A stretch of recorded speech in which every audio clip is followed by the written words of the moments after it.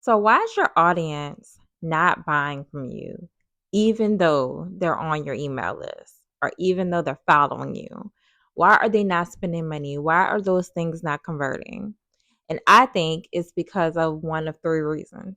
The first reason is that you let your foot off the gas. Get more into that later. The second thing is that you don't value them as people, you value them as numbers. Get into that later. And the last thing is that you haven't effectively communicated your value to them. So let's get into it. Okay, so why would I say that you took your foot off the gas? What does that mean? That means that you did something right. You got them to sign up for whatever your thing is, your lead magnet. You got them to hit the follow or the subscribe button on your YouTube channel, your Instagram, or whatever. You did something right that you caught their attention and you became something that they wanted to see more of. But then you disappeared. So the most critical time for you, especially like email lists, because we don't own any of these other platforms, right? But we do own our email list. When someone signs up to get on your list or your text list, the next 2 weeks after that is the most critical time. Number one is because they just signed up or they just hit subscribe or whatever the case is. Like they literally just got on the list. So you are fresh in their minds. Basically, they're expecting to hear from you, right? And they're more likely to open your emails over the next few days because, they just came across your brand or they just engaged with it. So, in the first 2 weeks, the first week they should be receiving an email from you at least once a day. And these are not sales emails, these are value driven emails. By the second week, they should be hearing from you at least every other day, right?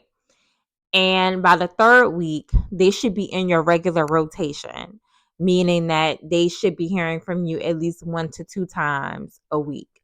You should be nurturing those people as they're coming into your atmosphere or whatever the case.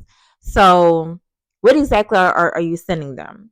So, if you're someone who creates content on a regular basis, then you should have what some of your most engaging post or your most engaging content is. And I would start with that and I would schedule those things out to trigger when someone joins your list to where they are getting a valuable email at least every like once a day for that first week and so forth. So the first 2 weeks should be automated.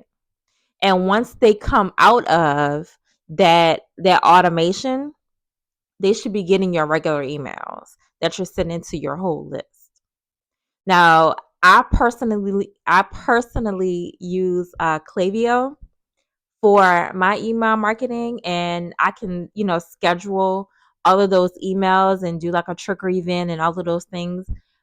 So you can do that with I think almost any email marketing platform, no matter if it's MailChimp, Active Campaign, anybody really. Um, yeah, literally any of them. And the other reason why you want to be so front and center in their inbox, especially in the beginning, is because you don't want to get stuck in that promo folder. You don't want to get stuck in email purgatory. You want their inbox to prioritize your emails. So maybe even if you have them hit reply to maybe like the first email and tell them why. So you can make sure that they're actually getting your valuable emails that you're sending them. Like, please don't say it like that, but to tell them to make sure to hit reply, just say hello or hey or whatever the case is. Tell them to let you know what their biggest pain point is right now or anything like that to get them engaging with you because that's going to signal to I don't know anybody who uses anything other than Gmail at this point, but Gmail or Outlook, or whoever is going to signal to them that you know this person and that you trust this email address that emails are coming in from. So it's going to move them into the primary um, inbox, and not in junk or spam and things like that. So, and that leads me to my next point. Many people, you want to pay attention to what your open rate is, because many people won't even see your emails, which is why the first 2 weeks, 2 to 3 weeks, are so critical when someone joins your email list. Okay, so the second reason I gave you was that you don't value them as people, you just value them as numbers. If you're only reaching out to these people when you want to sell them something, it is an immediate turn off. It just is. It's an immediate turn off. And they're going to start overlooking your emails.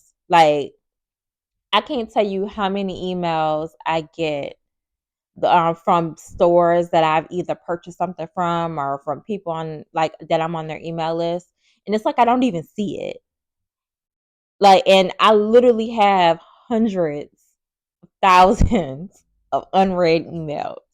And I tune them out. I block them out. I only open the emails that I deem valuable to me. So you don't want to fall in that category. Now, I have some of my favorite entrepreneurs and brands that either I want to do work with, or that I admire their work, or whatever the case is. So whenever I see their name, I definitely open all of their emails or whatever. And that's where you want to be. You want to find whatever that sweet spot is. Okay? And that's why it's super important to be nurturing these people. And you don't want to just post or send emails for the sake of sending it, because that's another thing. Even if they're opening the emails, if they're not finding value in the emails, eventually they're going to stop opening, right? So I'm not trying to give you information out of a water hose here, but I really just want to drive home the importance of over communicating what you are bringing to the table, which leads me to that third reason, which is you're not communicating your value effectively with said audience. So, you know how when you're talking to someone and they're doing most of the talking, and you leave that conversation feeling so drained and you don't even know what the hell you just talked about, and you still don't know what it is that they do.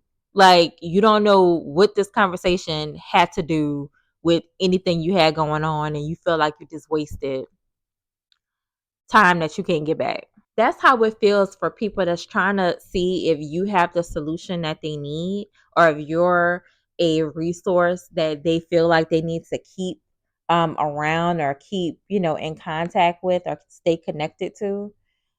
That's how it feels like they still like that they're trying to figure it out, but you won't just explain the value or the benefit. You keep giving them all of the features, right? You keep giving them all of these little details, and giving them the nitty gritty of how you do what you do, when in reality, especially in the beginning, when you're just coming in contact with these people, they don't care, because they don't understand it anyway. In most cases, all they want to know is, can this solve my problem?